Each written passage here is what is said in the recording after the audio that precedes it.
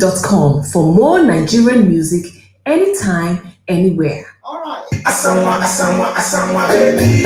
You see how we click on that baby. I just feel like it don't get mighty. Uju, I got you. Love to get it good. When I think about it, it's you. Something that I think about you. I got you. Love to get it good. When I think about it, it's you. Something that I think about you. Because everything that you, anything I do, that you, anytime I want to join, that you, anytime I want to laugh, that you, when I want to go, that you, when I want to go, that you, when you go, that you, that you, so you know what I want. I swear you too frank. Anytime you there for the broken way. All the guys say go walk to that. Mama don't have big as money. If not I make you asking for me. So many things that my mom they love me. But I'm only you who can be my wife. I dey pray, I dey cast and fight me. For anything when go make us fight.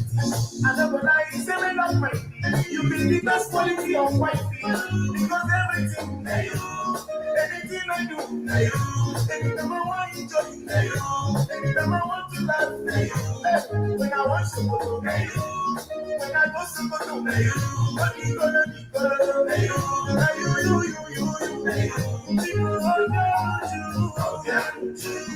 you, that you be my thing, that you,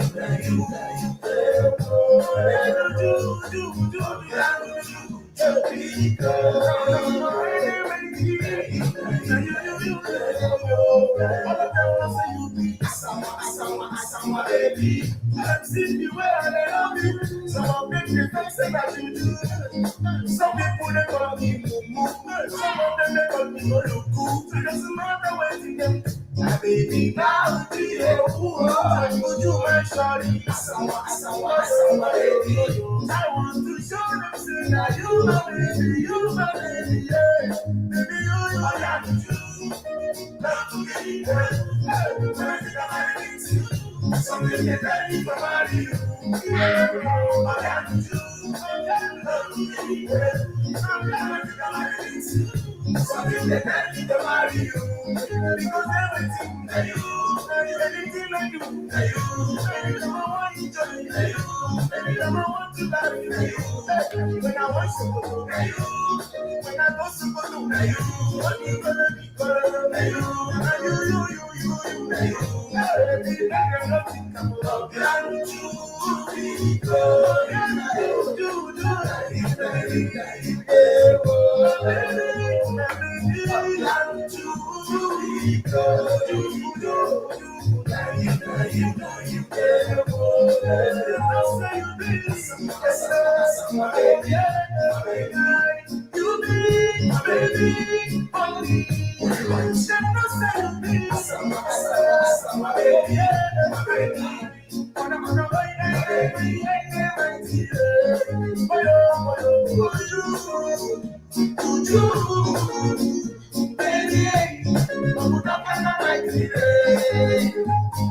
you're 17, 18, 19, hey, baby. I say you're 17, 18, 19, woo! When it lights. Wow. I caught it before it went. Woo, wow. Wow. Okay. Who is in the house?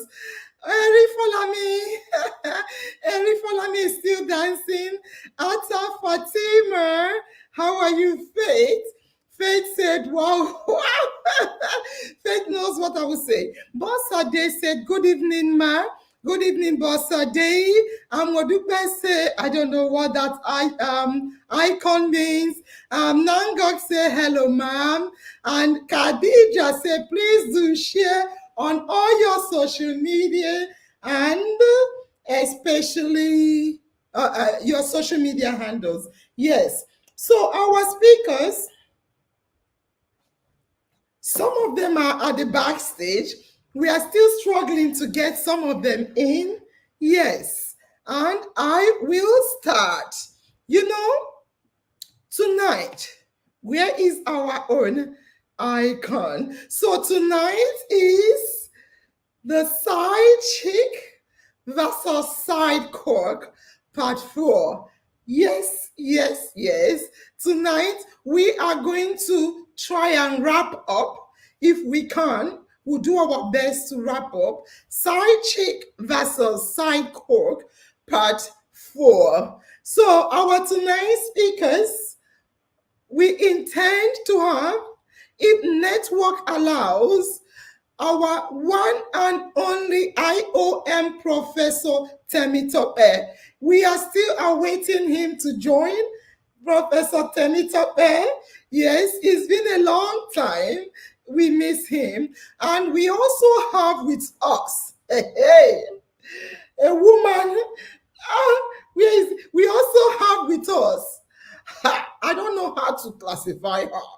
She is a human rights activist, a gender advocate, a strong woman, a woman of substance. And you know her, no other than Marjorie Ezihe, and she's here with us, thank God. We are also waiting, and I see he has come on, our one and only barrister in the house, Barrister Tope Akinola. So I will allow them to greet the house, then we go to the next important agenda, which will be the family engagement time. So, Barrister is having issues. Human rights advocate, Marjorie, can you greet the family, please? Marjorie, you're muted. So if you're speaking, we will not hear you unless you're mute. Marjorie. Okay, Marjorie is still muted. We can ask Barrister Temitope to please greet the family. Barrister, I hope my enemies are... Okay. Hello, good evening, everybody. Welcome. Fantastic. Can you hear? Yes, we can hear you. Yes, we can hear you.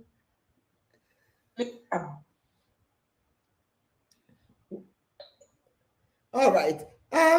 Barrister Tope, can you hear me? Barrister. Yes, I can hear you. Fantastic. Do you want to greet the family?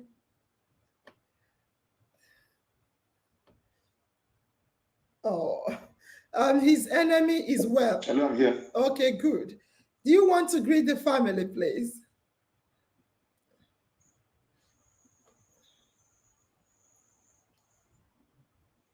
Okay, I think he's struggling with his network. That's fine. Hopefully it will be good before we start. Right now, let's dive quickly into our agenda, which will be, first of all, family engagement time. This talk show is all about family. It's for and by the family. So, family, we want to engage with you. Yes. The first question we have for you, family, is marriage or serious relationship? Is it an economic enterprise or a romantic arrangement? Family, the question is on the screen. The question is, marriage, is it economic enterprise? Do you go into marriages to build economy, or you do businesses for that? Or do you go into marriages or relationship for romance, romantic arrangement? Which one do you do? Marriages, is it for economic enterprise building or for,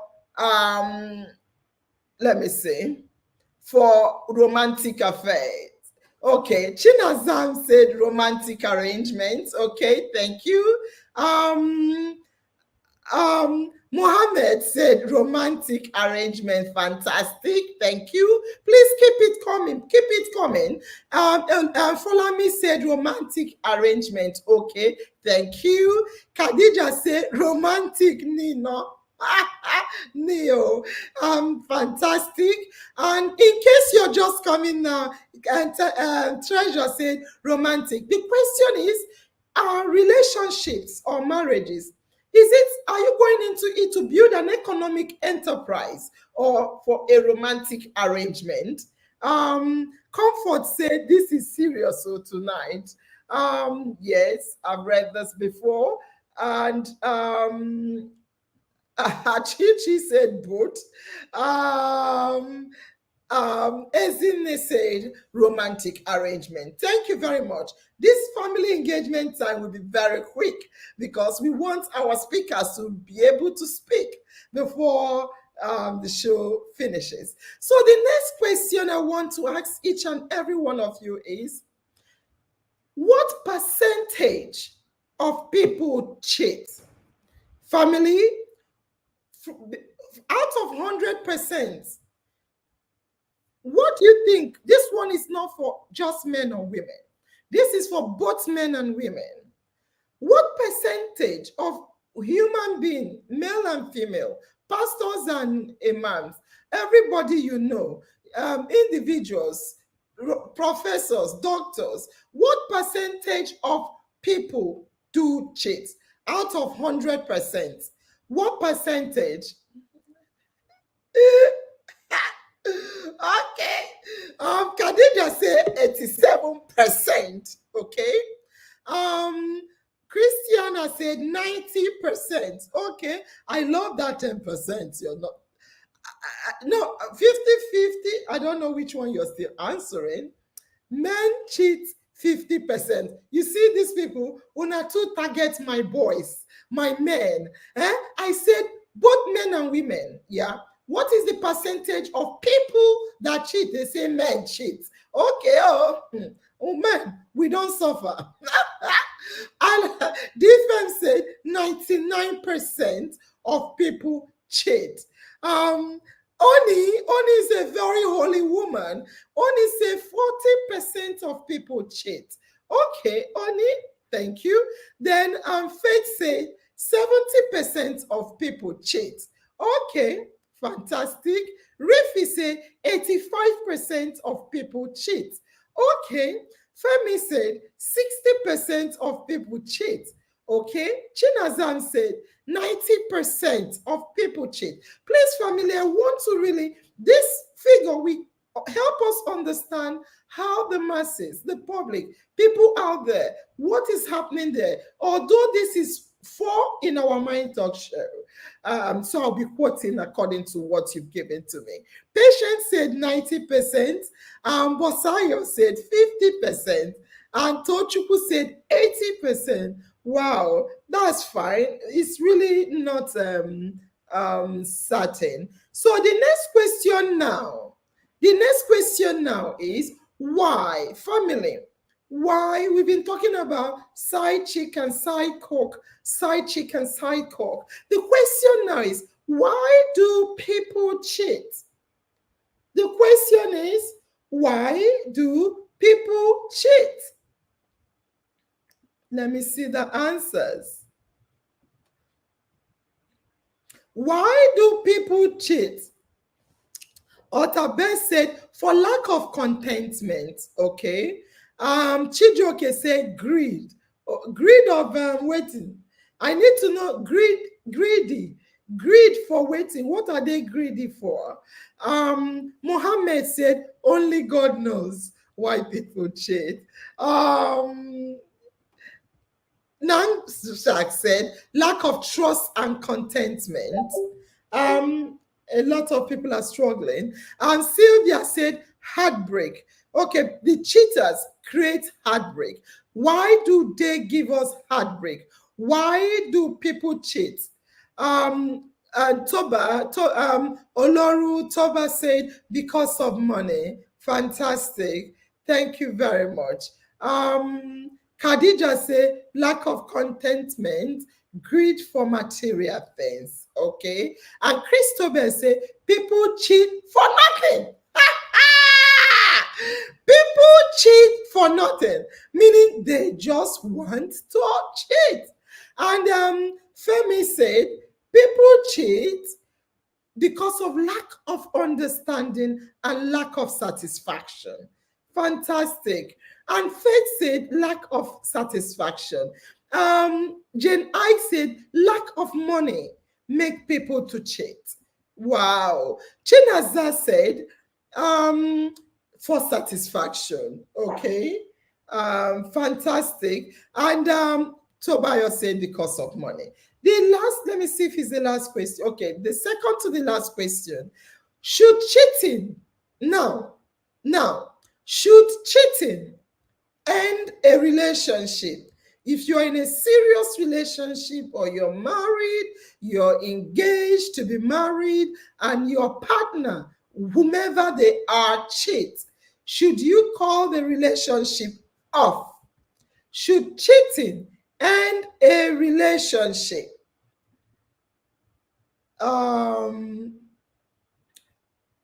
Defense said no.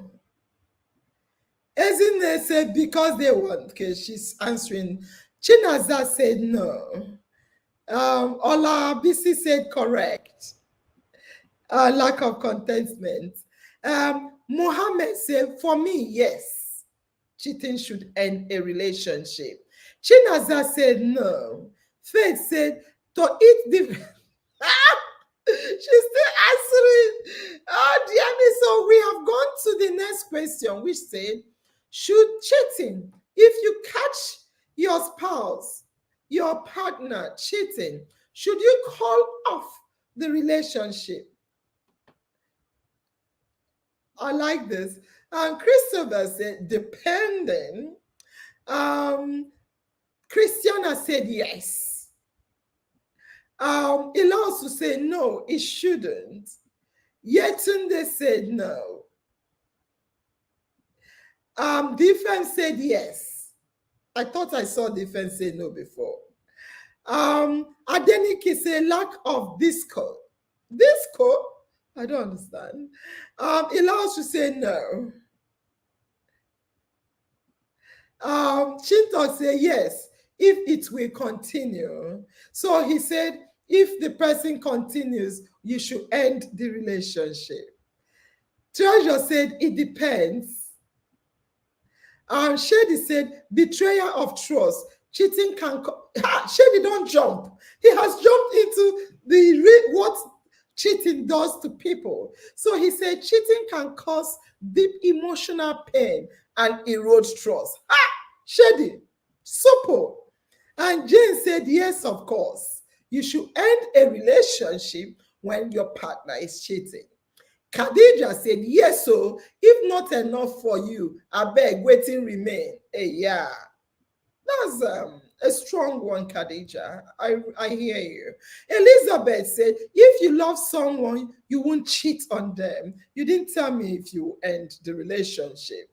Chinazam again said, it depends. Amma said, very chronic one. Yes. Okoto. And then Chinazi way, we have a lot of Chinazan say, no, cheating shouldn't end a relationship. And someone just came and is saying the Ziti said yes. All right. So the last question before I invite the family is, can you still trust? I think Shady threw some light on this already. Can you still trust a cheating partner? The question is, can you still trust a cheating partner? Can you still, I don't want to read the old question. When someone is in a relationship, no need to cheat. But if that happens, it should not. Can you still trust a cheating partner? Sylvia said no, but it depends. Can you still trust a cheating partner? Khadija said never. Ilaus said never. Khadija said never. Adenike said no. Difem said no. Ata said birthday. Yetunde said no. Otabe said never. Oh. I can never trust a cheating partner because my mental health, I love that. My mental health can't be played with again. What I said I love is not about you, whether you can trust them or not, but the fact that Altabes brought in mental health into this discussion. You know, this our page is a mental health page. Everything we talk about, we also consider how it impacts our mental health. So thank you, Altabes, for bringing it up. Thank you for that.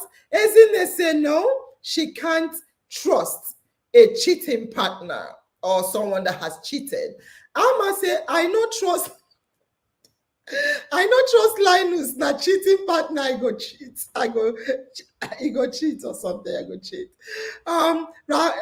Okay, I've read this. So Chinaza Igwe say for me, I can't trust that person again. Yeah. Wow. And Ziti said, I can never trust a cheating partner. Princess said, never. And last and the least, Jane said, no way. Fantastic. Our speakers, as I said earlier, are behind the scene. They are on the conference call. And before I speak to them, I want to say that we've asked a lot of questions. We want to know why people cheat. It's difficult. There is no one blanket answer to any question at all. However, I want to say one thing that I know for sure. For sure, certainly, side chick and side cock has existed since there was something like relationship or marriage. Yes. If you look at your history books, if you look at the Bible, the religious books, Quran, you will see an evidence to that effect. In fact, it's also, yes, it's looked at as taboo. But I want to say to you, do you know that side chick, side cock, infidelity, cheating, however you want to paint it, is the only commandment for Christians. For Christians, is the only commandment out of 10. You know, we have a billion rules on earth. But out of 10 commandments, 1, 2, 3, 4, 5, 6, 7, 8, 9, 10, cheating, infidelity, adultery, or side chick and side cock are 2. It was repeated 2 times in the 10 commandments for Christians. Whereby he said, thou shalt not commit adultery. Again, he said, thou shalt not convert your neighbor's wife. In 2 places, it talked about adultery. Out of just 10 rules, 2 of it talked about adultery. Why? Because it's been as old as marriage, as old as intercourse.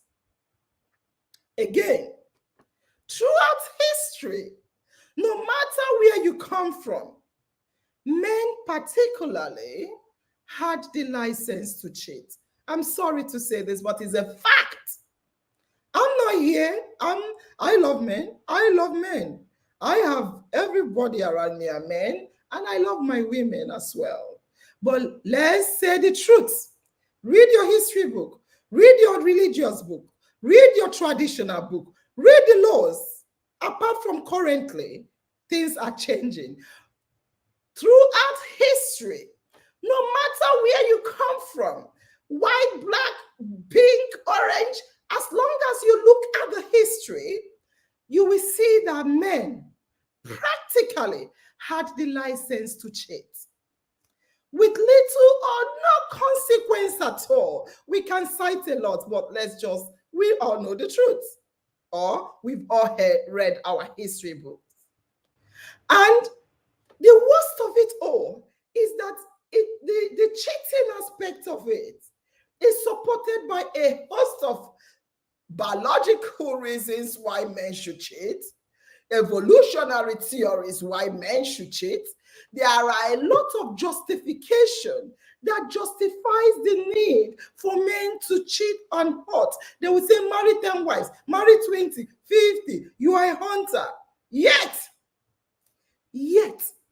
as Marjorie, one of our speakers, illustrated last week when she was talking about the violent dog, she said something about why is it that when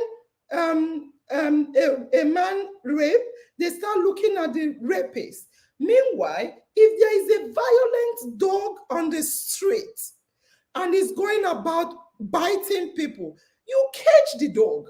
You don't cage people because a violent dog is out there. Yes, people will be asked to go in, but you will track the dog, either and cage it, kill it, or throw it in somewhere it will never come out again, and allow people to continue to roam about. However, wise history book told us that there are many reasons why men should cheat: biological reasons, evolutionary reasons, hunter reasons. Yet, it is the woman who have no biological reason to cheat that are being trained, threatened, punished if they cheat. They are told not to cheat.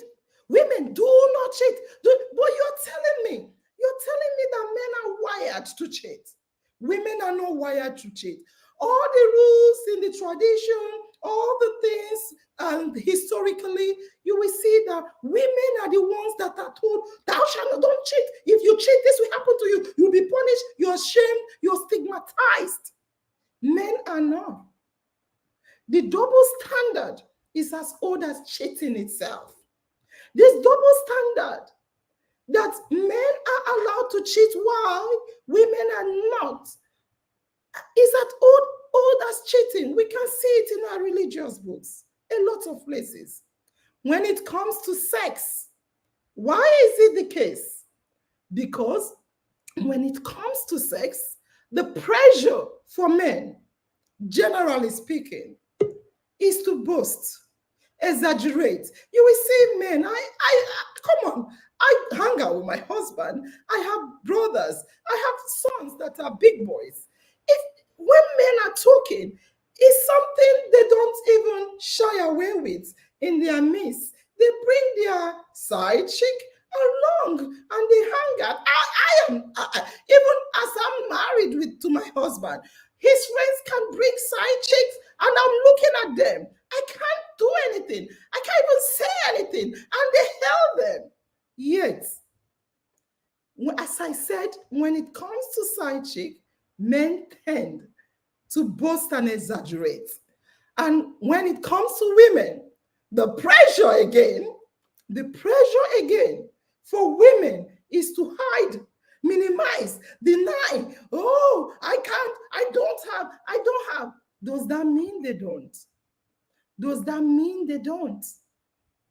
It is not surprising as African countries stigmatize, shame, and even women themselves shame their fellow woman. As I said, I go out with my husband and it's not something they shy away from. In fact, it's something they hail. But as a woman, no woman has brought their boyfriend to sit with me. Neither have I done any such thing. Does that mean that we don't engage in such things? Tonight, I want family members to know that what I'm trying to look at is the injustice. I'm not saying side chick is good. Not at all. That is not why we are here. I'm not saying side cock is good. Absolutely. I didn't say any of those things. I am looking at the in double standard, the injustice, the double treatment between both genders. And the question is that supposed to be the case? Our speakers tonight are going to dive into it. But before that, I want to remind you of our last conversation last week, where myself and Barrister Tope, you guys, I read what you wrote. You were like, hot. It's getting hotter. Dig in, dig in. We're talking about who makes a decision. Who makes a decision? Is it me, or is someone making a decision for me? And should I be accountable for any decision I take? It was like a hot debate. After the discussion, I and Barrister Tope, we spoke.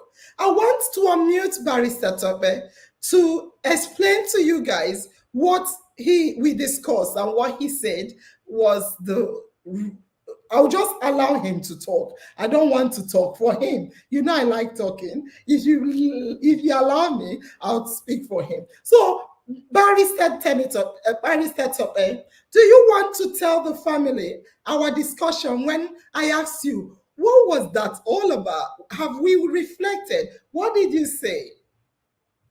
Barrister Tope. Good evening, everyone. Good evening, sir. Even before we had that discussion, it was not really that I reflected. Okay. It was I knew what I was doing. I was attempting to spice up the conversation. I do something sometimes. I think it's one of the training on lawyers. You are supposed to be able to argue for and against the proposition. Absolutely. So that day I just decided, let me be naughty. Let me argue against what everybody's saying and see how it will go. Of course, I think it's one of the basic things to determine whether you are a rational human being or not, which is the ability to own up to whatever you have done. I think it's basic. It's the reason why we are not animals, to know that I have done this. It's my responsibility. I am sorry, and I will make it right. I think these are the things that determine whether in a relationship or in our life or in anything that we do. So on the general note, it's not something that we should ordinarily argue about. But that was my third day on the show, and I am not. We've always been agreeing, and that day I just feel, why must I agree with everybody every time? Let me even see what will happen if I vehemently disagree with what is going on. Let me see the reaction of people. And that was why I did that. So basically, we understand generally that as human beings, we should take responsibility. Fantastic. For our actions. Since we can take praise for our positive action, we should take responsibility for our negative action. Because when we do what is good, people praise us and they say, that's good, that's beautiful. We wallow in the adulation and the praise. So if it is the other way around, I don't think it's right or rational that you push the blame to the other person. So what I did the other time was just to stir up conversation. And then, because you know that sometimes when we do programs like this, we must try to, first of all, represent the aggregate of people's opinion, whether rightly or wrongly. Whether you don't, there were people who probably agree with what I was saying that day, although they might be in the minority and they might be agreeing wrongly. But you see that, exactly, somebody already saying what I'm thinking. So it's a sense of just letting people understand that there are aggregates of thoughts and thinking when we raise issues like this. But I think that eventually we should all be able to agree about what is right, what is proper, regardless of divergent opinion. There should be an agreement as to whether or not this thing that we are saying, what is even the property. And I believe the property is that you take responsibility for whatever you have done. It's the property and it's the right thing to do. That can never be overrated. You can never overstate it. You see, I will talk about this towards the end of the talk show because we've looked at the whole economy. Everybody's complaining. Oh, Nigeria jagara jaga. Oh, African yagara yagara. Oh, what is happening? Oh, this is not right. And when you ask people, it's not my fault. It's therefore everybody push responsibility to everybody, and nobody is made accountable for anything. What happens? You will see, they will tell you that this minister was allocated £1 trillion for building of the road, and he doesn't. When he doesn't, if you ask him, he will say, because of this and that, the road will be left not worked. Nobody is accountable. Nobody is arrested. Nobody is prosecuted. Nobody is asked to return the money that was being given for building of road. Nobody. And yet, we are driving road. Oh my God, this pothole is Mami Water. Oh, did you see? There is a road in the junction. Mami Water is killing people on that road. Excuse me? It's not Mami Water's fault. You see, Mami Water and Papi Water are killing people on the road that you know is broken, is potholes everywhere. There is no no. The road is so bad that you people have accident. Even when you see some bridges, there are potholes in it, and there is no even fence at the bridges. People will try to avoid pothole and fall into the water. They say, Mami Water have taken them. Nobody holds anybody accountable for any action. You're telling me is Mami Water's fault that a governor or a minister or whomever is responsible did not carry out their task? Nobody asked the minister, oh yeah, where is the money? Why? Mami Water is killing people, not the minister. No one is made accountable for anything. Yet you are complaining. Why is the road like that? Why not? Excuse me, will you not be surprised if the road is built by that same Mami Water? Do you want Mami Water to build the road? The money was given to the minister or Minister for Works and Transport or Housing, whomever that is responsible for building the road. They squander the money. No one holds him accountable. It's not his fault. It's Mami Water's fault. Yet we are complaining. This road is bad. This Mami Water is killing people. Nobody should pass this road. Mami Water is there. If you pass the road, Mami Water will kill you. Chikina, new minister appointed. Mami Water continues.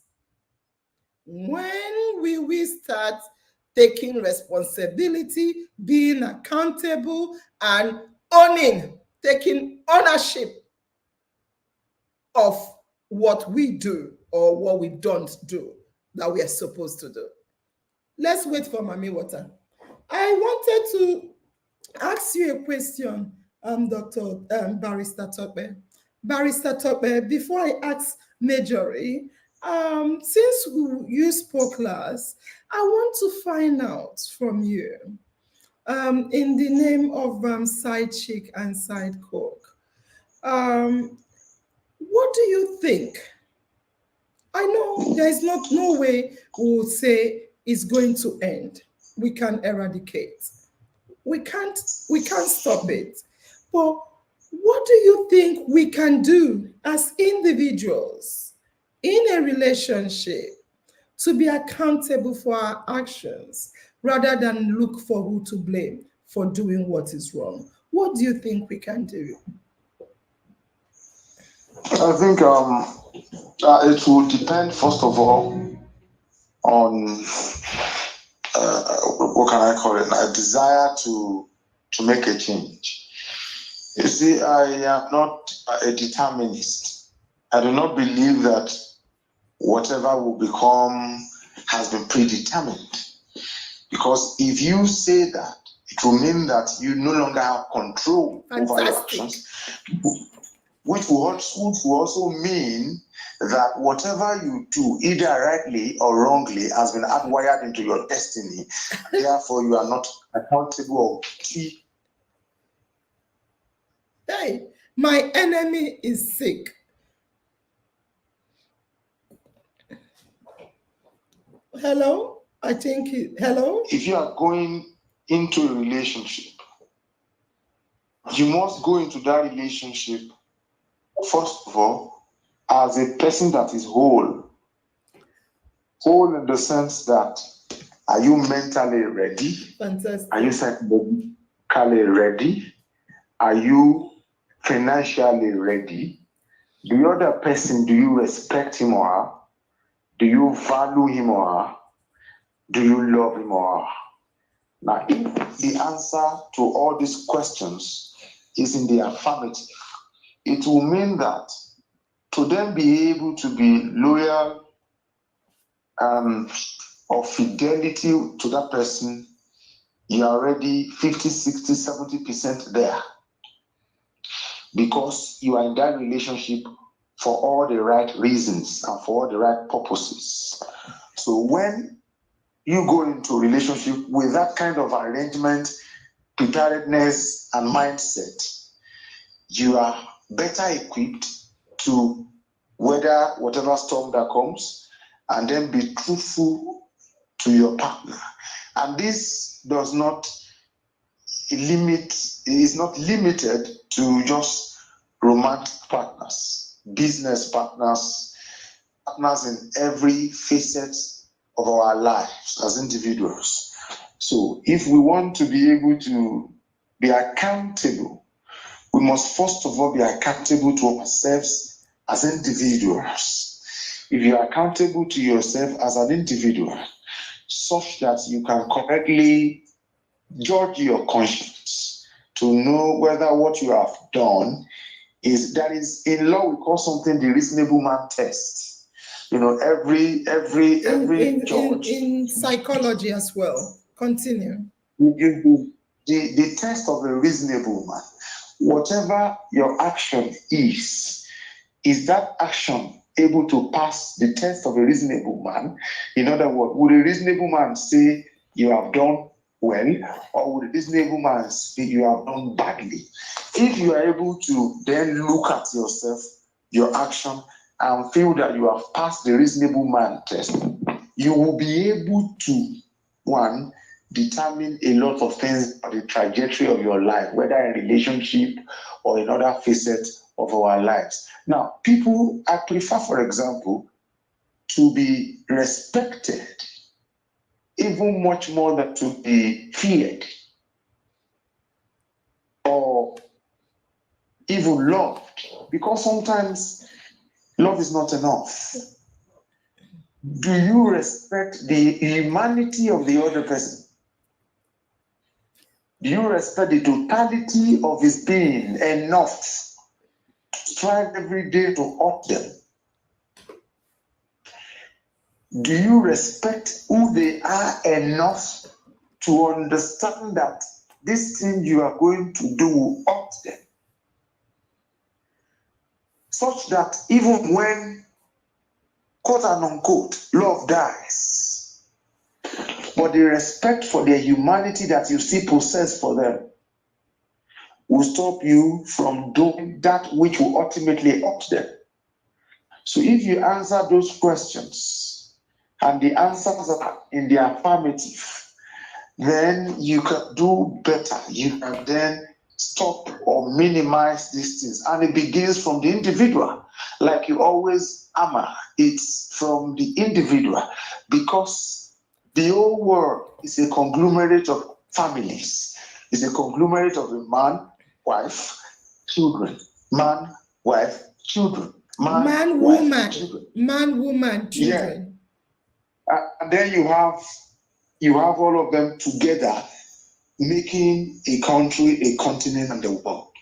So if we start from the very the nucleus, which is the family this time around, if we do right at the nucleus level, then we can do right at the level of community. We can do right at the level of a nation, and on and on and on like that. If you look at nations that prosper, whether economically, whether scientifically, you will discover that it is usually those changes are championed by individuals.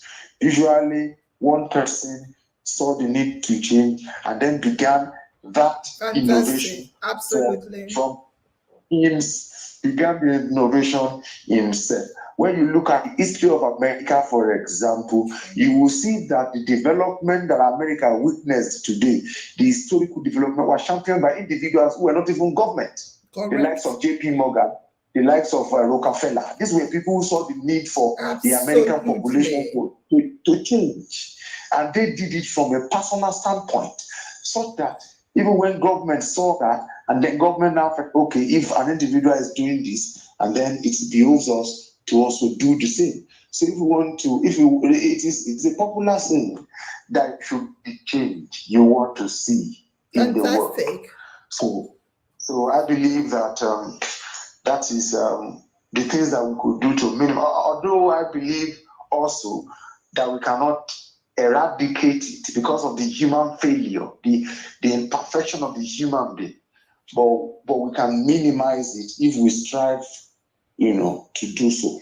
Fantastic. Well done, sir. Our woman, our human rights activist, Marjorie, her network is giving trouble.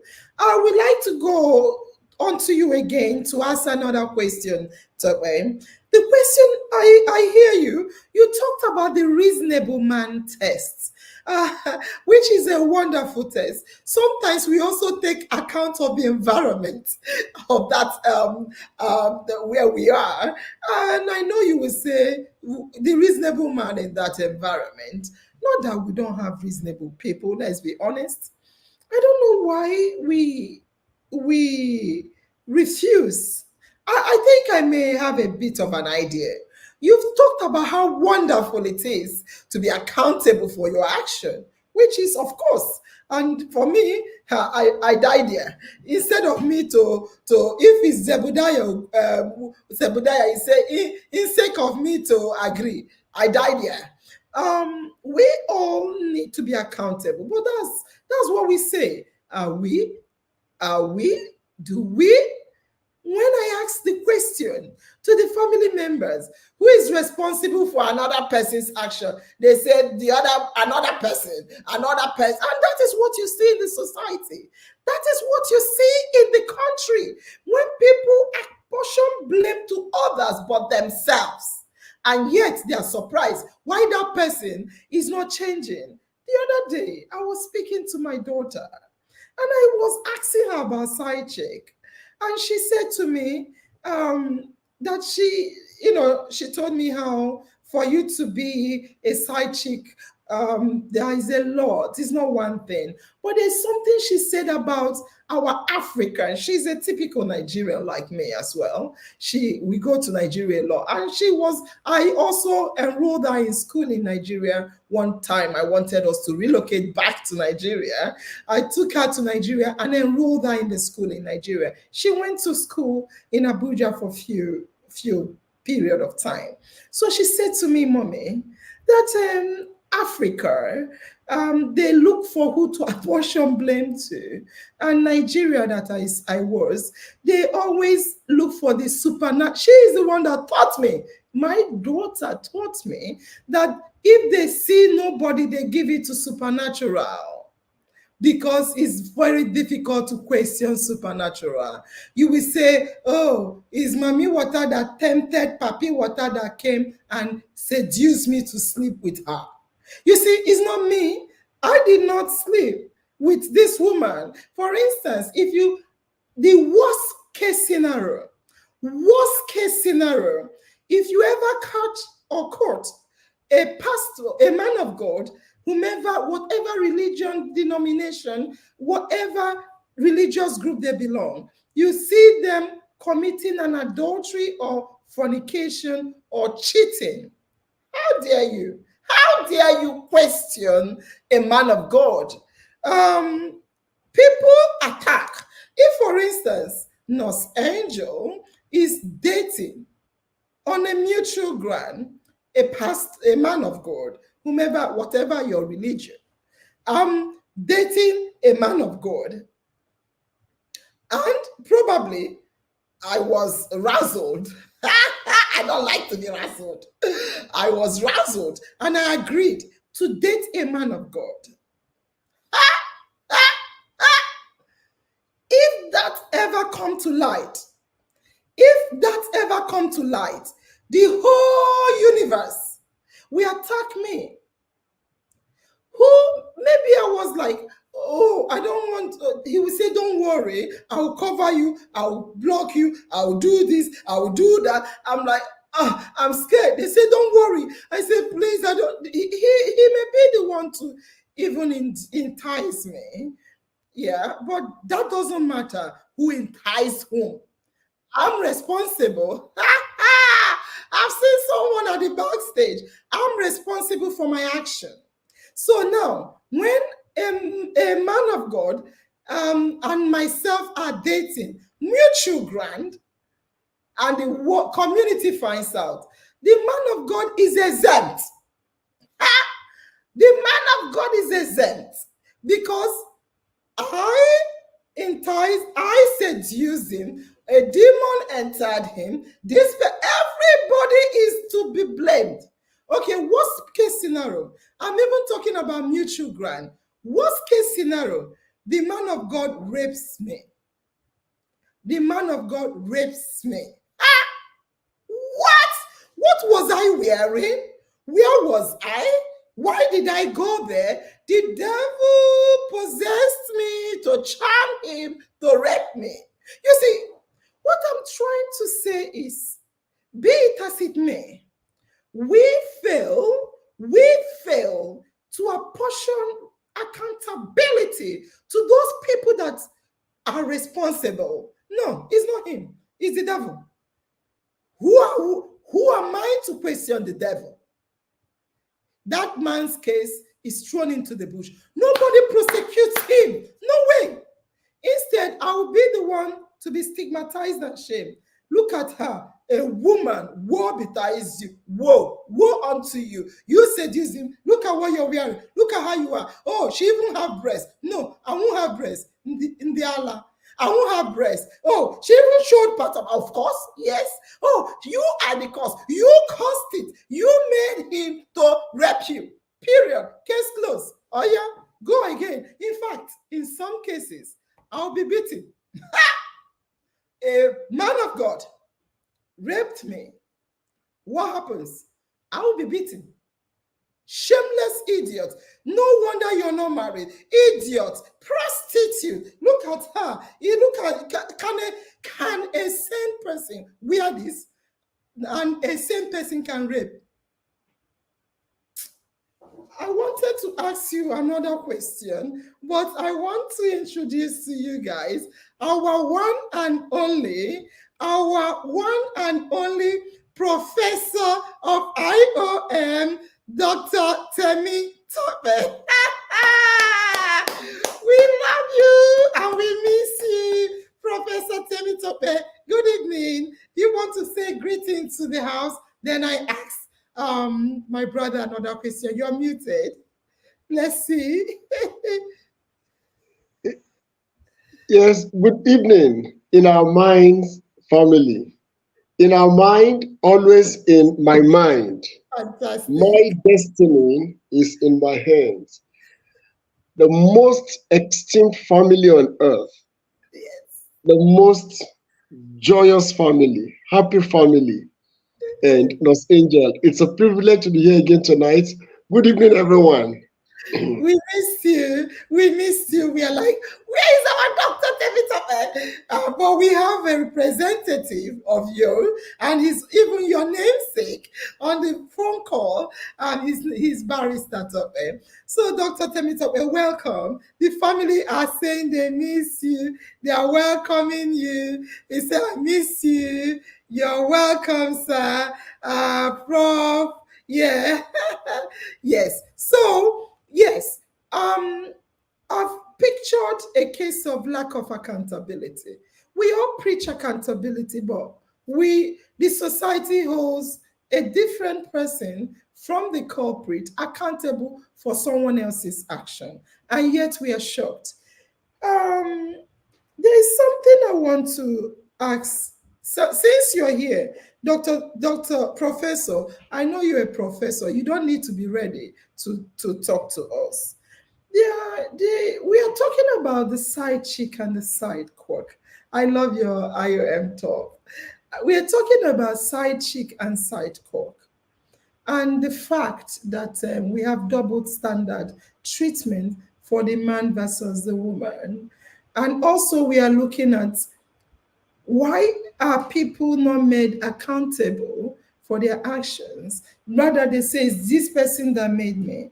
But my question to you will be, since you're a public health person, we know that this impacts our mental health. But before we talk about that, I wanted Marjorie to say this. But since she's not here, let me ask you the question.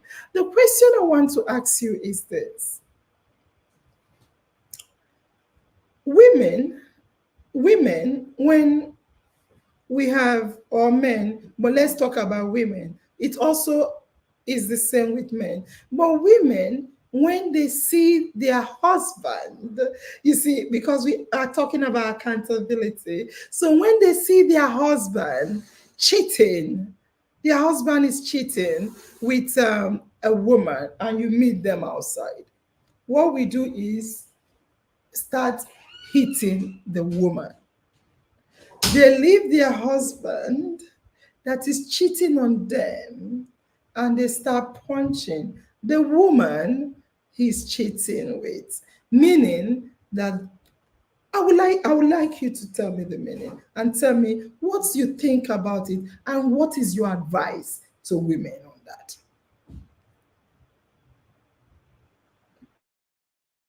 In our mind, always in my mind.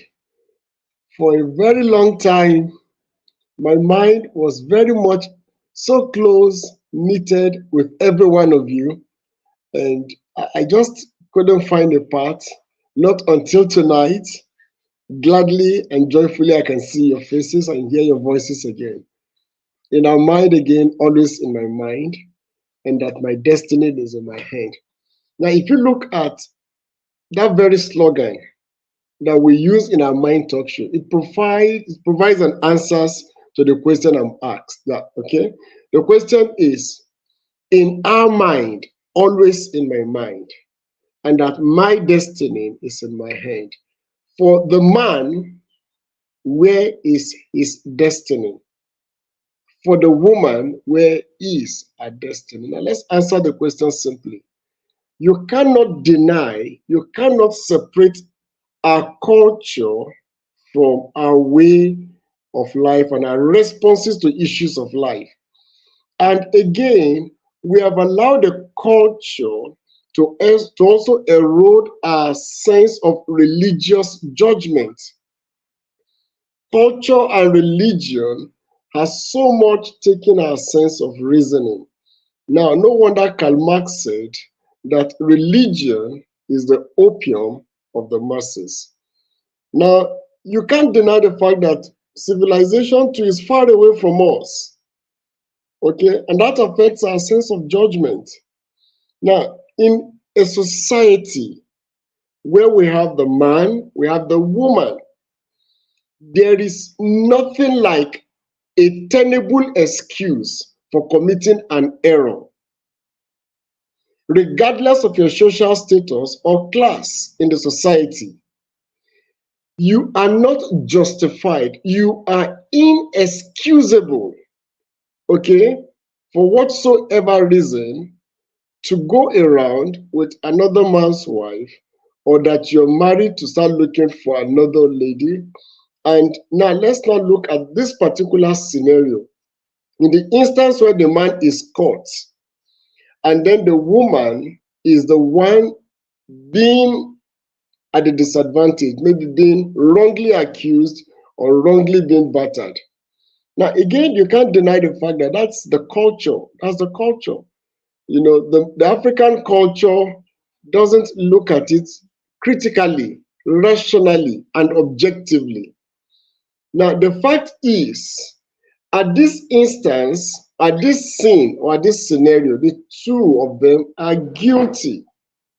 And the man should be allowed to pass through the same judgment as the lady. In other words, if you must beat the man, beat the woman. If you must beat the woman, beat the man. But in a sane society, why the beating? Why the beating? Okay, so please understand the purposes why everybody is listening to this particular In Our Mind talk show is to reorientate our mind, is to awaken our consciousness, is to bring us to a high level of civilization, civil, rational reasoning, objectivity. Now, this is what I want all of us to understand. Whatever reason is responsible for the act, it is needful for the man to explain. It is needful for the woman to explain so that there can be peace. Nobody should be subjected to wrong beating or wrong accusation. Now, it's when these explanations are not sufficient, then you may choose to, of course, in this case, the wife should carry the husband home. Let this woman go. Okay, carry your husband home and ask for more explanation. Ask him to be accountable for his action. You see, he must accept that he has done something. He should explain. The process of providing a detailed, justifiable evidence or convincing evidence for his action, that's what accountability is. Period. Thank you. Thank you, ma. Continue if you're still talking. I'm happy the way, when we say accountable, to be accountable. To be accountable does not mean just I did it. No, that definitely you did it. Definitely, whomever says it's a witch that did it is a witch to know that it's a witch that did it. When you say I did it, that is not just taking accountability, but that is the first step. Everything has a first step. To be accountable is to be made to go through the required. For instance, if I don't go to work and I'm supposed to go to work, I don't go. Then I go to work the next day. Remember, I'm supposed to go to work today. I don't. I go to work the next day and they ask me, hey, yes, I didn't come to work. That's not accountability. For me to be accountable, when we say hold them accountable, hold this accountable, I must not just explain why. There will be requirements of if I break the law, if I break the policy, if I don't meet by the rules and regulation or the contract, I will be made to face it. You did not come to work, therefore, you will get a query, you will write a this, you will do that. I must do it. That is holding me accountable. I won't say it's my dad, it's my this, it's my that. Okay, fine. You did not come to work. Therefore, we know the reason. However, you will still be given a warning next time. Call us. You need to be accountable to call. You need to be responsible to do. You must face the book. You must be accountable. However, we don't. Oh, this person is wicked for holding me accountable because it's not my fault, it's not me, it's them. Now, I want to ask the Barrister Tope before I throw more light on what Professor Temitope said. Barrister Tope, for either man or woman, most times our lack of accountability is shown. You know, when we say accountability, life is accountability. Life itself, you must be accountable for your actions. So when a woman catches her husband with another woman, what do we see? The woman pounces on the other woman. The man that was caught, look, that other woman does not even know you or may know you, may be your best friend, your younger sister, your mother. How does that concern me? Who is in the marriage with you? Your husband. You leave them. So are you telling me that you're going to be fighting everybody on earth? Because if I'm the man, you catch me with another woman and you're fighting them, I'll be looking at other women as you're fighting. So my question to you, this can also be applicable to the man. Why do we physically fight off the partner or side chick or side cock of our partners, leaving our partners in some cases and having enmity with everybody on earth, but the person involved? Why do we do that, Barrister Temitope? And what is your advice? Well, I think it's often psychological. You know, one of the stages of it's more like attempting to deny what is obvious. So there is a part of you that feels he or she shouldn't have done it. Maybe the other person, cajoled him or her. So it takes mental awareness for you to understand that the person you are in the boat with is your partner and not the other person. Sometimes the other person might even be a victim of what is it called, deceit. Yeah, okay. You know, fantastic for mentioning that. Yes, they will say, I'm not married. I'm not married. You can go extra length to tell the other person, I'm not married, my wife is dead, blah, blah, blah. And then he has this love, is so good at hiding it that, the person does not even know. So sometimes when he is caught or when she is caught, the victims therefore are two persons in that instance. The partner and the other adulterous partner who, for instance, did not even know that she was married. So you need to be clear. You need to be clear before they will miss. Here, I want us to be clear. So are you saying there are two victims, which I agree? The first victim is the partner of the adulterous person. Yeah. The second victim is the side chick or side cock. Is that what you're saying? I said in some cases it could be. Yes, I agree with you. No, I agree with you. Because when you say two, they may think it's the two people in the relationship in terms of the husband. Thank you. It's good to be clear. Thank you, Top. Continue, sir.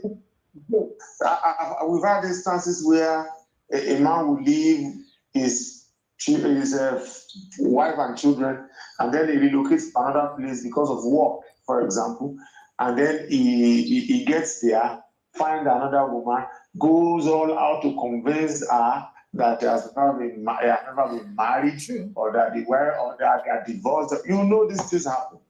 And then if at that instance you discover as the legally married wife to him, now if you then begin to fight a woman who obviously in this scenario into a victim the way you are, living perpetrator, I think is not proper. But one of the reasons why people do that is because they live in denial. A part of them feels maybe he didn't do it on purpose, maybe the other person. So it takes some level of mental awareness and then, physical awareness. You must be sure of who you are. You must be mentally aware. Then you must know how to handle situations, because people react to issues differently. So you must react to issues the right way. That is when you would know that in that kind of situation, you do not have a binding marriage contract with the other person. You have a binding marriage contract with the partner, and he is the person who has broken the vows and not the other person. So your conversation, your anger should be squarely to the person who has broken his or her marriage vows. And again, sometimes where there is a shake in the power dynamics in the family, families are peculiar.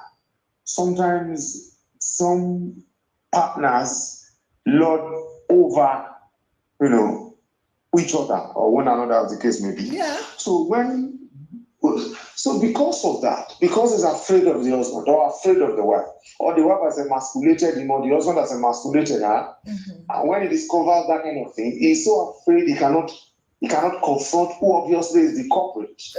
So what does he do? Then he turns around to attack the soft target, who is side chick. So these are combination. They are a combination of many reasons. But I believe that for all intent and purposes, the partner is the person that you should, seek clarification from and then confront in situations like that. Because, for example, if you travel, then you come back home and you meet a man on top of your wife, and then you proceed to kill the man in the top passion, you have a dead person on your conscience. Of course. Fantastic. Instead of looking at the woman who has done that and then attempting to know what's up, getting angry and then trying to, if it's a deal breaker for you, then leaving. That's why sometimes I tell people, I'm not really an advocate of divorce, but I'm not an advocate of you remaining because married. It's not practical. It's not sensible. If something is messing with your mental health, it is messing with your physical health. If it's such that you might lose your life, I think if you have to leave to stay alive, of course, why not leave? Of course. So that are important things that we must consider, and I think it's on, like I said, it's on individual basis. Some certain families are peculiar, but the general notion is that in that kind of situation, the person you should confront or you should talk to, the person that has explanation to give you, regardless of whether or not even the side chick knows that you are the wife, is the husband or the wife, as the case may be. Period. Thank you very much. But the Bible will even blame you eventually. You see videos of wives going to attack their husband's side chick, and it goes viral, and sometimes they are beating up, sometimes it is the side chick that is beating up. There was one that was even arrested. The husband was arrested because he went to a supermarket, beat the side chick. Eventually, the side chick has a serious relationship who is a police officer. The side chick was able to convince that one too that she was not dating the person that she was allegedly dating. And then the real boyfriend, quote unquote, got angry and then arrested the woman who went there to beat. And then you look at how messy the whole thing became. And people, if you read comments, you discover that 78% were blaming the woman. Like, why did you leave your husband at home and you're attacking somebody in the supermarket? Why not the husband? I'm so happy with the comments. Yeah, maybe because it's on social media. So these are the things that I think would properly place these conversations the way it should be. And very many of us, because of so many factors, we endure so many things because society will tell you there's this general notion that they will say, my sister, it rains everywhere. But it's not a fact. It's not a fact that it rains everywhere. If it is currently raining in London as we speak, it's not raining where I am. So it's nowhere. And then I think that because we sometimes also exaggerate the number of people who have side chick and side cock, we assume that there are too many people who do that. And that assumption, to my mind, is an exaggeration. It's an exaggeration because we can never have the proper data, because there are things that we do in secret. So because you cannot have the proper data, I'm somebody who believes in the goodness of the human spirit. So make conversations like this. I'd rather tell you that although we will say, because of what we hear, that it is prevalent, I also still believe that there are quite a number of people, sizable as it were, who are loyal, who have fidelity to their vows and are doing wonderfully well. So the conversations, those ones are the ones who should drive meaningful conversations about it. It is funny today that the concept of marriage has become so Bastardized. Go on. and blurry that a lot goes on in it, and it's constantly under attack. Before something happens, they tell you, if you go to this place, the other person is also doing it now. You are doing it, you are angry. This other person is doing it. You better just take it. And in the name of that, a lot of people take nonsense.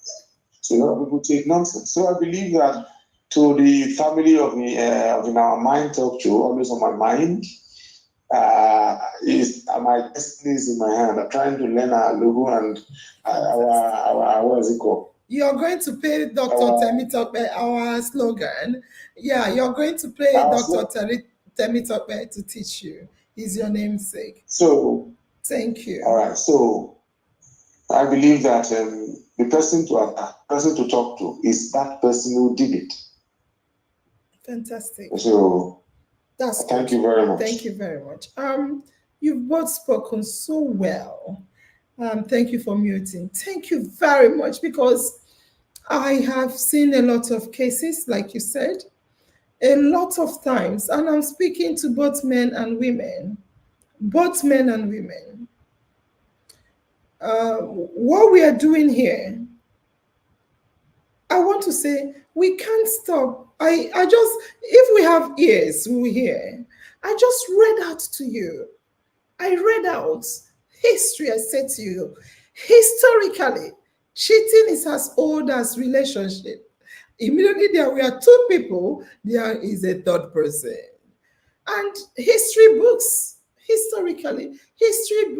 have evidenced it, to the extent that for Christians, I've not read other religious books. For Christians, the Bible, out of 10 commandments, apportioned 2 to cheating. Saying don't do that, because it's happening. Now, what I'm trying to say is, In Our Mind talk show, it's all about mindset change. Dr. Temitope is always saying it. Immediately we start, he will say, In Our Mind is about mind. And it's true. In Our Mind is about the mindset. We are here to change your mindset. What are we trying to do? There are certain things we can't stop, but there are certain mindsets we can change. For instance, since infidelity, cheating, side chick, side cock, adultery, fornication is as old as man, what can we do? We are not going to beat people up or anything. We are just going to empower ourselves. What we are doing tonight is empowerment to the highest degree. It is there. How do we care for our mental health? Wonderment. Wonderful. And I want to thank you. I'll ask you, Dr. Temitope, because you have an understanding of medicine as well. and also mental health. We can't do anything about this. We can do something to ourselves and equip ourselves to be ready physically, mentally, psychologically, emotionally, socially, spiritually, and what have you. That is all we can give to you. Oh, beat them, kill them, stop them. We can't. Call a spade a spade. We can't. If I tell you we are coming here tonight to stop side chick and cycle, take me to court. We cannot. God could not. Who are we? However, we have the commandment. We have our conscience. We have the contract of marriage that you sign. Marriage is a contract. You signed it when you were entering into it. Therefore, how can we work on ourselves? Mindset change is to be the example we want to see in the world. Change of mindset. It is appalling and pathetic that I see my husband's girlfriend, if he has one, and I'll go to him. Have I checked my mental health? Did I read the contract of marriage? Who and who are in the marriage contract? Signature of the married people, does it have the side chick's name on it? Why are we touching someone that don't care about us, did not enter any contract with us, are not responsible for our marriage? You see, until and unless we hold the person that is in the marriage that violated or went against the contract accountable, that was why last week I said, I die here. And I was happy when Tope said later on that he was only trying to represent the people so that it can be addressed. If you keep fighting, you will kill yourself. I repeat, you will burn your face. I repeat, you will get stabbed. I repeat, if you go into battle with who does not care about you, is not responsible for you, is not accountable for your husband, for you, you will get injured, you will be ashamed of yourself, you will hurt yourself, and you will affect your mental health. Do not do that, please. Do not do that. I repeat, sorry, let me get this call back on. Do not do that, because you're going to hurt yourself. The other party does not have anything to do with you. Do not touch them. Don't go to them. Don't talk to them. In fact, if Nigeria is a country where law works, you coming to them, you are invading their privacy. Yes.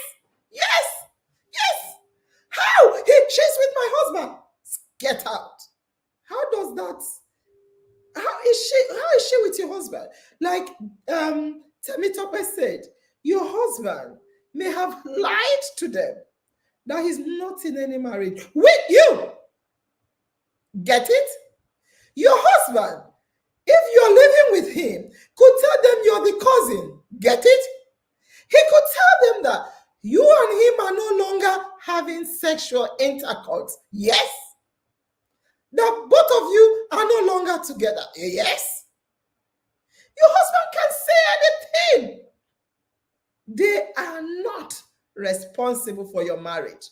The only person that went into a contract of marriage, or that is in a serious relationship, or that is engaged to you,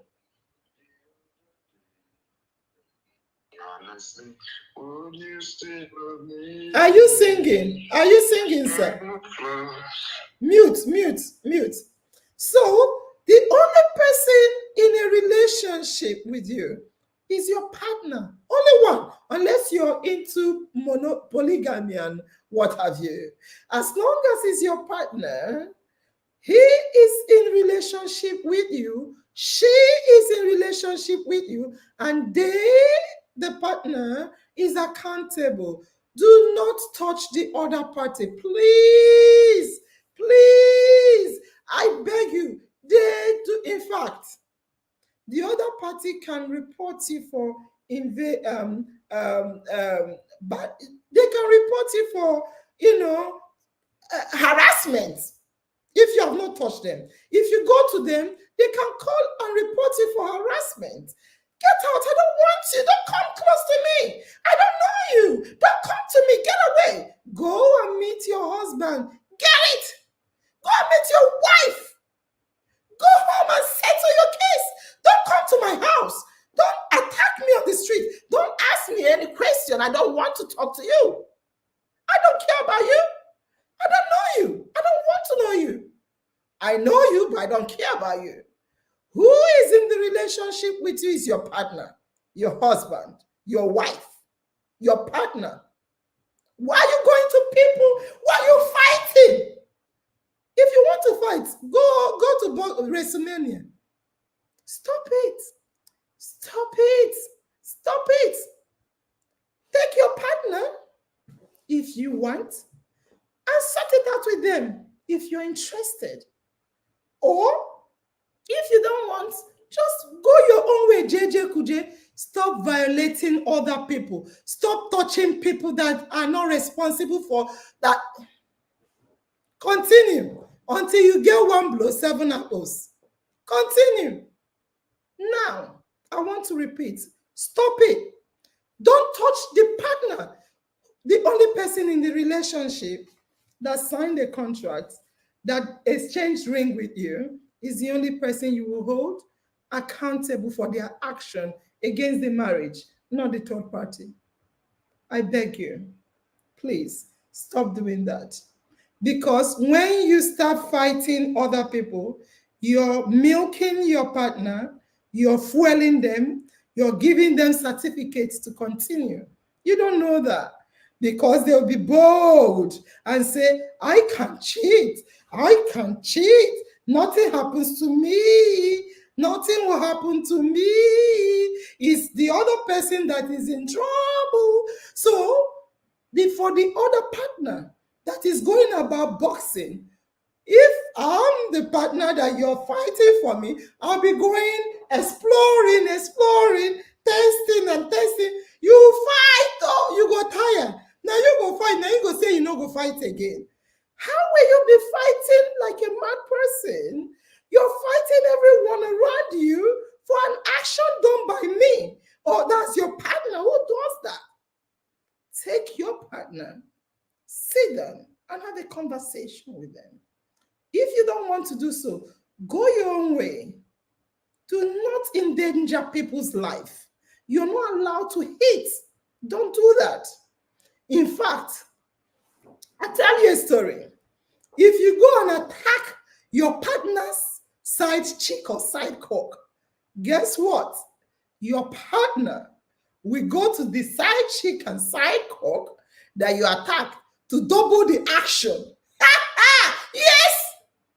Yes, because they have to go and say sorry. You attack them thinking that you have, won your husband or wife back. In fact, they will double down the action, triple down the action. Respect yourself. Guide your mental health. Hold yourself. So yes, I wanted to ask Dr. Temitope, but his enemy is sick. Hopefully he will come back. I want to say that all we are looking is about us, the family members. We are looking at us. How can we be accountable? How can we hold the perpetrator in our relationship accountable for their actions so that it will not impact our mental health. So in ending today, I will ask Tope as well, but let me tell you guys how infidelity, side chick and side cock, betrayal and what have you, how it impacts the mental health of our partners. Thank you for coming back. It impacts the mental health. For instance, it affects their self-esteem. Now, I'm talking about your partner. Some of us allow this to happen to us, but trust me, you should continue to develop and build yourself.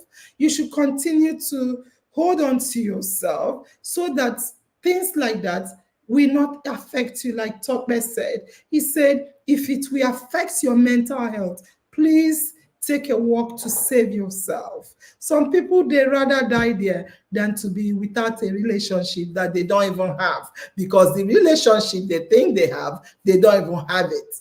Anyway, for me, my duty tonight, fam, as you know, Nurse Angel, is to say to you that it can impact the relationship.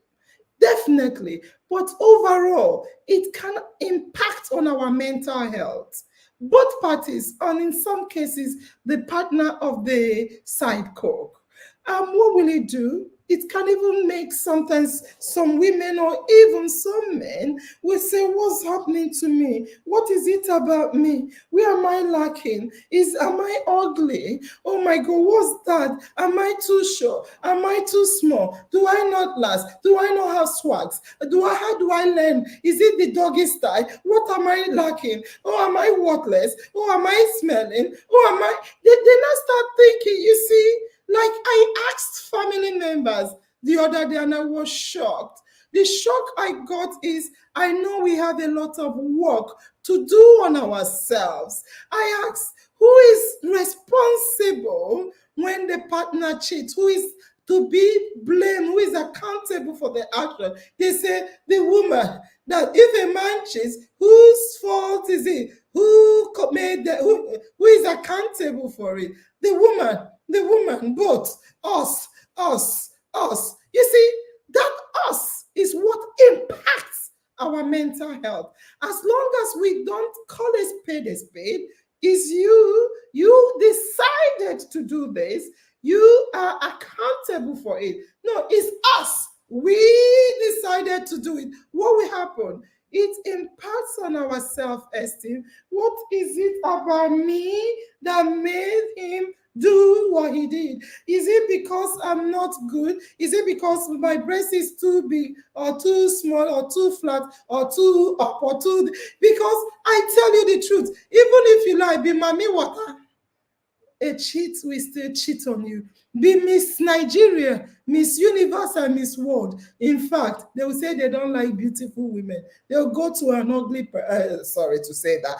But again, apart from self-esteem, that you will be impacted when you take responsibility for someone else's action, you feel worthless. Oh, I'm not worth him. I'm not supposed to be with him. I'm not good enough for him. You start having self-doubt. Oh, is it because, you start talking to yourself. I'm an ugly person. Before you know it, you become psychotic. Oh, negative self-talk. I'm a silly girl. I have to hide my face. You see what happened? You start doubting your look. Oh my God, I can't show my face. Oh my God. You see yourself, you're not bending to walk. You can't look confident. You can't look bold and courageous. Because you allow someone's action to get to you. You're taking responsibility. You make yourself accountable for your action. You don't want to go out again. What happened? You start being emotionally detached. You start detaching yourself even when that person eventually leaves you. Because when you start doing all this to yourself, You feel you're not good enough. I'm not worth him. In fact, he's managing me. Oh, I'm not worth her. She's managing me. I have to manage. Oh, I have to be this. Oh, I have to be that. Oh. You start becoming emotionally detached because they will not really, you're not available as well. It now starts increasing another impact to your mental health. It starts increasing your anxiety level. When your husband goes out, oh my God, he has gone. Or when your wife goes out, oh my God, she has gone to be with him. Oh, what are they doing now? What are they doing now? Oh my God, I don't know. You are anxious for someone else's action. You are anxious. The person is enjoying themselves. They're happy where they are. You're anxious. Oh, I'm shaking. Oh, I feel my stomach. I have headache. I have pain. Physically and mentally, you're killing yourself because of someone else's action. When you start detaching emotionally, when you start having self-doubt about yourself, when you start talking to yourself negative thoughts, when you are low self-esteem, when you feel worthless, what happens? Depression kicks in. Depression kicks in. How am I depressed? It kicks in. These are things you do to yourself. The impact it has on your mental health when you continue to be accountable for someone else's action. These are things you will see happening to you. You have trust issues. You have issues with future relationship if that person leaves you. And in certain cases, it will be the case because as you are here being anxious, being depressed, the other woman is looking happy, looking good. They are happy together. You're dying your own. Why are you doing this to yourself? You're not responsible. You're not accountable for someone's decision. All you need to do is to make yourself available to communicate and find out if you want to make it work. Otherwise, if that person eventually leaves you, you will have issue with future relationship building. You will not be able to have good relationships again. Everybody trust issues. You will not trust yourself. You will not trust the person. And what happens? Even if the person is so good, you won't even believe, how can he be so good? He can't be so good because I'm not worth it. I'm not worth it. You start having post-traumatic stress disorder. You have flashbacks, nightmares. You start isolating yourself. You start avoiding. There are many things, your actions, fighting someone else for. There are many things it will do to you. You start being depressed, post-traumatic stress disorder, you have flashbacks, nightmares, you start isolating yourself, you start looking after yourself, you stop sleeping, you will stop even eating because of someone else's actions. The person is eating and getting fat. You are not eating, you're not sleeping, you're depressed.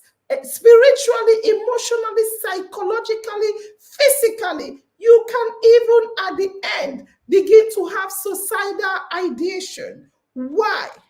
Why are we doing this to ourselves? Why? Why are we doing this to ourselves? Why? My question to you is why? Why? What I'm saying sounds like a textbook. No, it's not a textbook. This is reality. It is not a textbook script.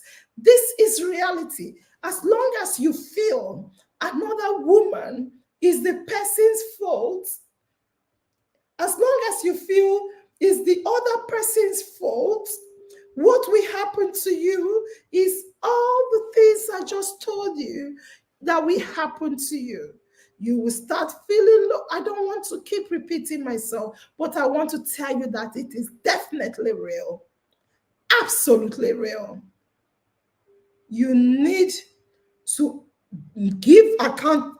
You let allow the blame to be on the person that did the action. If they want to say it's because of what you did, let them come and say that to you. But that does not mean it's your fault. The decision to cheat is the person that cheated. They made that decision to cheat. If they say, oh, you were not available. Yeah, Dr. Temitope, I noticed you disappeared. Yeah. If they said you were not available, you were nowhere to be found, they should come to you and tell you that. They shouldn't go and cheat and say it's your fault. They should say that to you. You need to discuss it. Anything they've done, they are accountable for their action.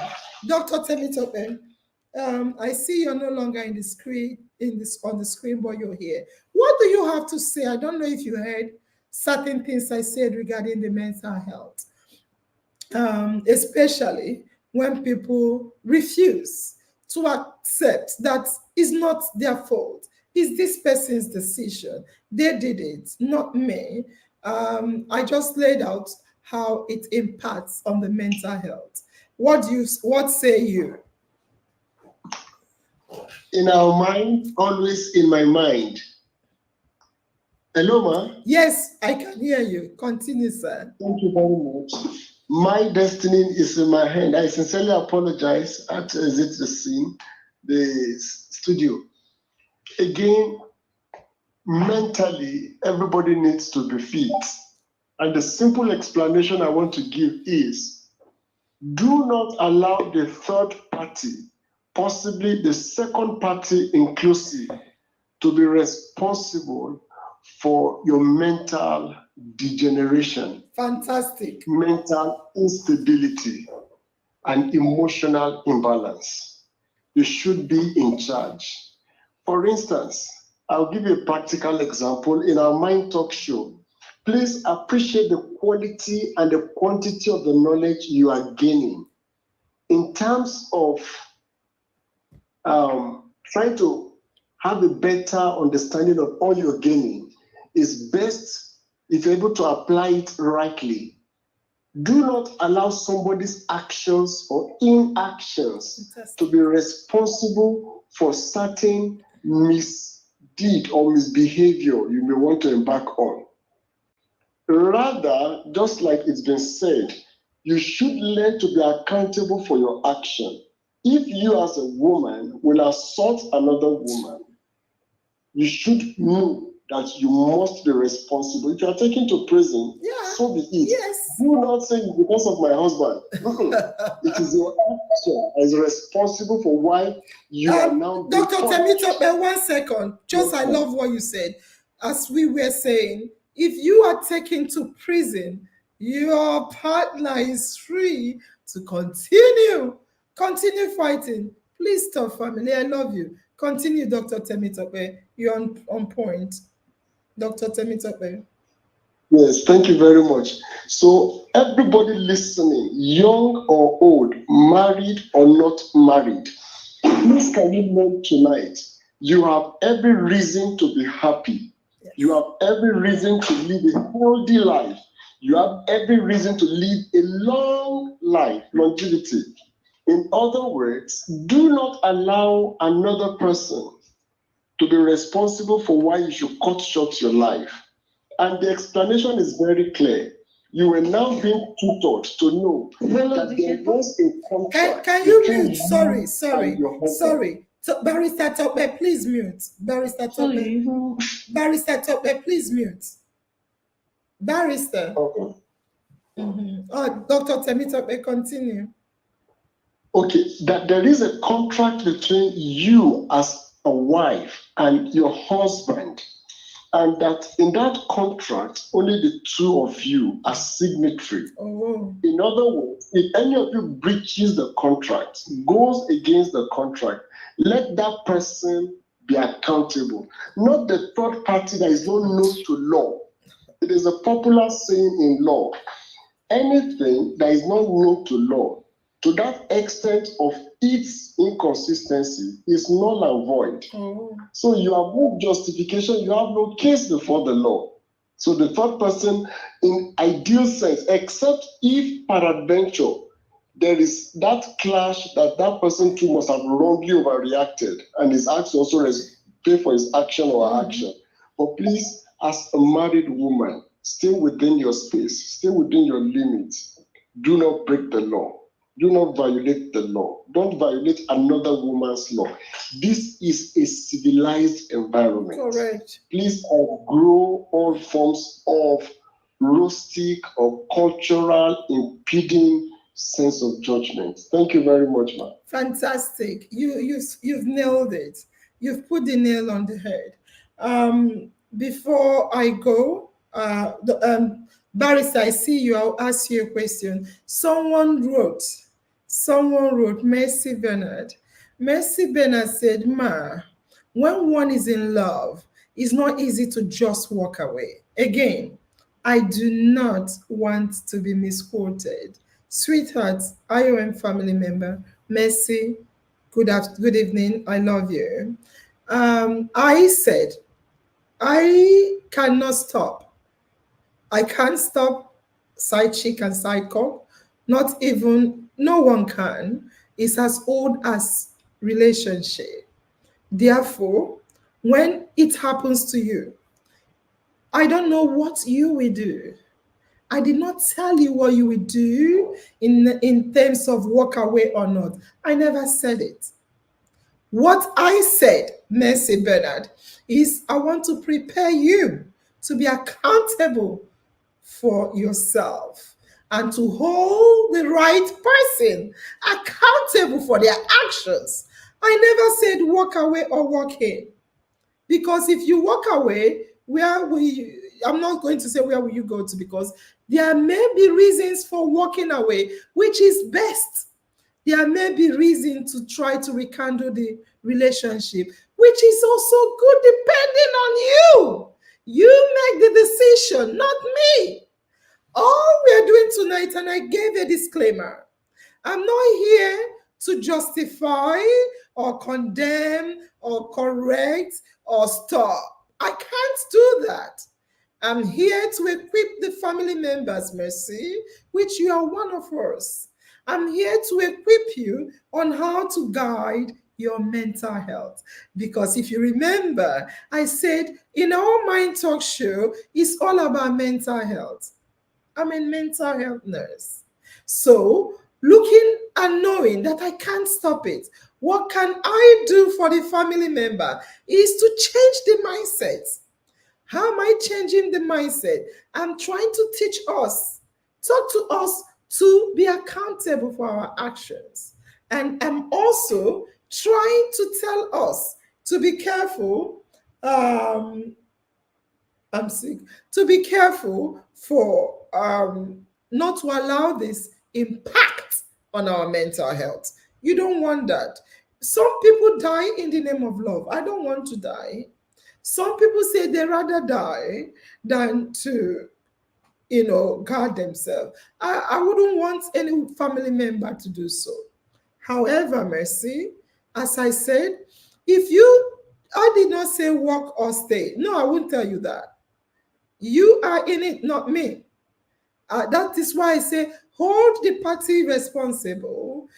Holding them responsible does not mean don't do that. I said don't. It means, do you want to have a discussion? Do you want to continue doing your thing? Meaning you want to check and see, but you must hold them accountable for their action. Otherwise, it will continue and continue, depending on what you want. Mercy. Chinazam also, I think I pinned what you wrote. You say, I lost a sister yesterday. She died of mental torture. That is what we see.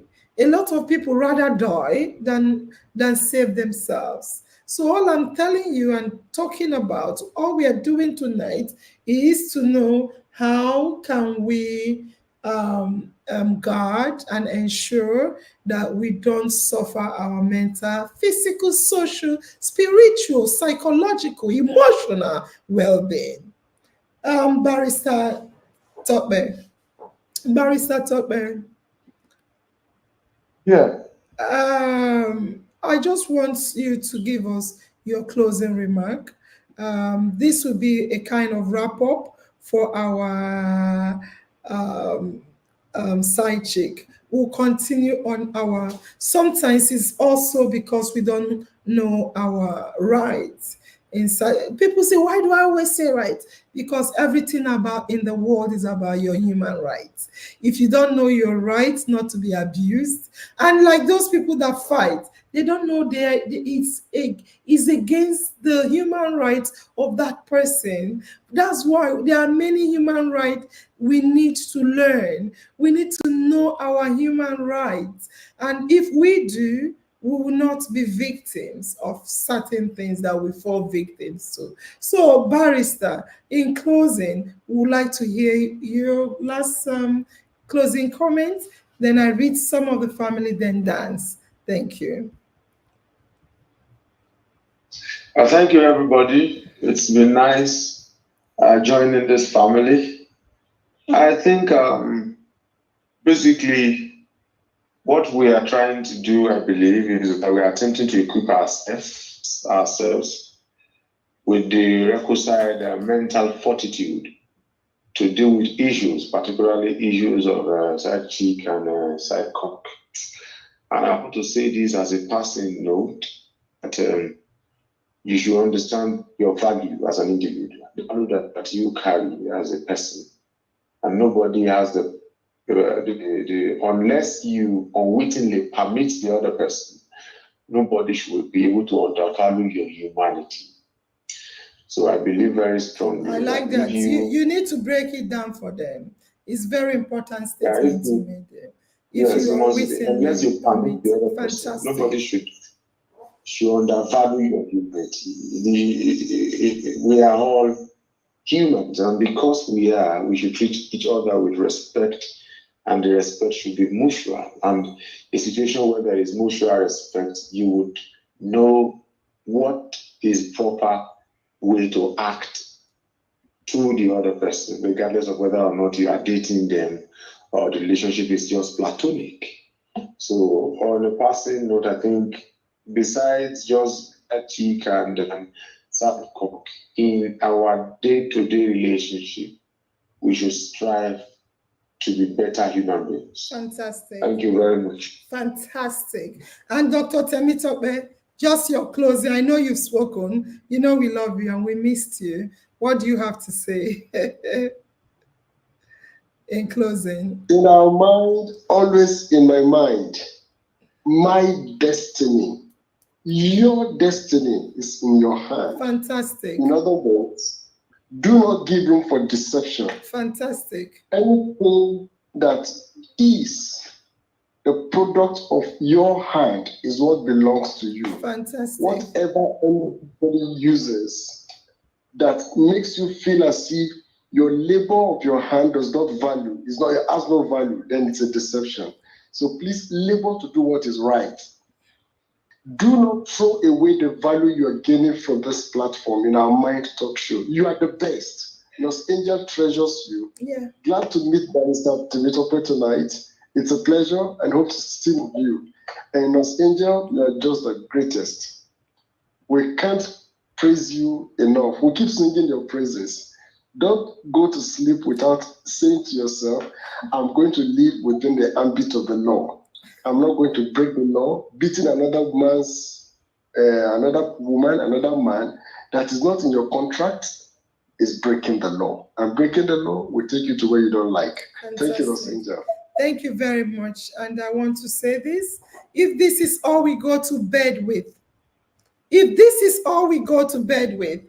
I want to say we should learn to take ownership of our action.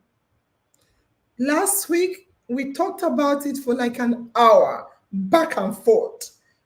Most times, we fail to be accountable, to hold the proper. If you are going tonight, we'll meet again, I love you guys. One thing I want you to go with, don't go anywhere. You've not seen my latest move. One thing I want you to go with tonight is I am 100% accountable for the decisions I make. I am 100% I'm in charge of my, you are the one that make the decision, no one else. Everything and anything could tell you, but until and unless you decide, it's you that is making the decision, no one else. Stop holding third parties accountable for your partner's action. Hold your partner accountable for their action. If you continue to fight, you will have one blow, seven apples. And not just that, you will even end up being damaged yourself, both mentally, as we said it, physically, socially. You can be isolating yourself. You feel low on a lot of things. While the person you're fighting is enjoying themselves. Stop it. Again, we need to take ownership of our actions. Take ownership. When you go to do things, know that is you and you are responsible. Oh, they made me do it. Who did it? You. Oh, she did me do it. Who did it? You. Go home tonight and say three things. I'm in control. I can decide to be in control of myself. Secondly, I am fully accountable for the decisions I make. And thirdly, I'm the decider. I make decisions. Please, Chichi and Co, come to the backstage. I want to dance. No one is at the backstage. Please come to the backstage because the song will start breaking if you don't come now to the backstage.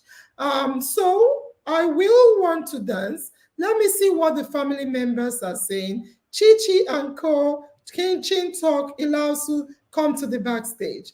All right, so Olaitan say Wednesday winners and as had not been. But really? It doesn't make sense.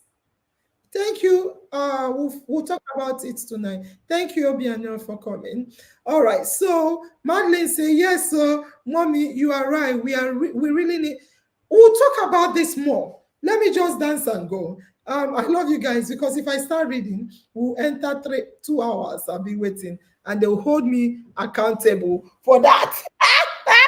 They'll hold me accountable for that as well when I go over the time limit.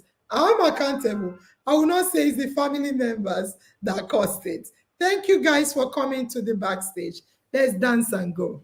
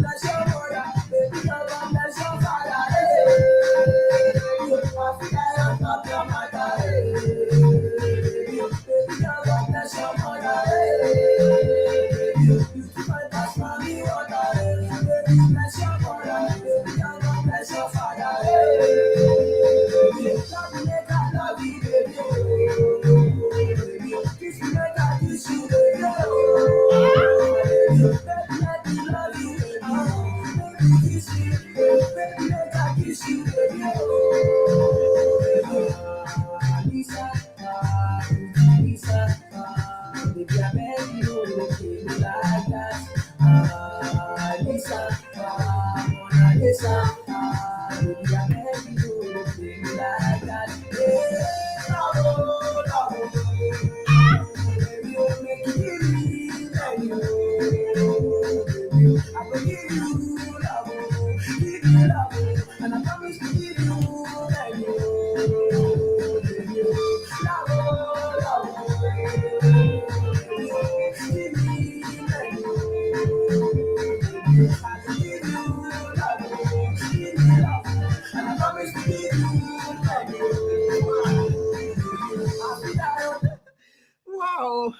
Yes. I fit die on top the family members matter. Yes.